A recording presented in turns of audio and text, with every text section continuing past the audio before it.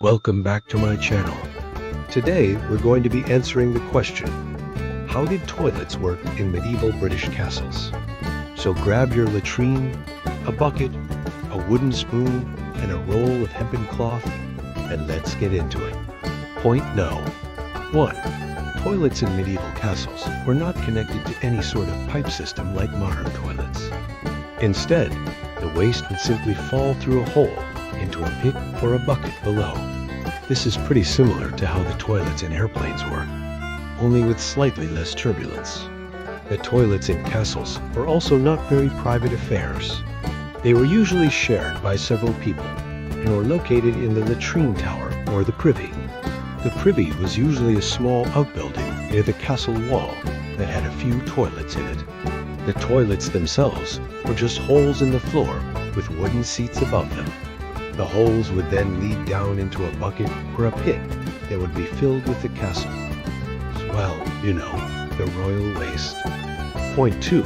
In some cases, the toilets would simply be a hole dug into the ground with a flat stone or a wooden board as a seat. These would usually be found in the open areas of the castle grounds rather than in the privy. This type of toilet was more of a, how do you say, rustic design. It was definitely not very hygienic.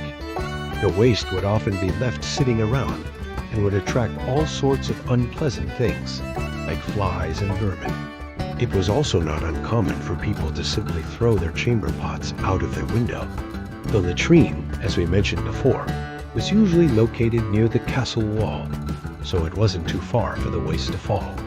However, this practice did have its dangers. People walking below the latrine had to be wary of falling objects, and it wasn't uncommon for someone to get injured or even killed by a wayward pot. And finally, point no. 3. Chamber pots were often made of wood or metal, but they could also be made of something a bit more, well, unusual. During the medieval period, it was not uncommon for people to use animal skins as chamber pots. The skins would be sewn up and then used as a portable toilet. They were used by both men and women, and they were especially popular with the nobility because they could be made of expensive materials like velvet or silk. This made them much more sanitary than the wooden or metal chamber pots, which had to be cleaned by hand. Well, there you have it. Thanks for watching. Remember to subscribe for more videos like this. And as always, stay classy.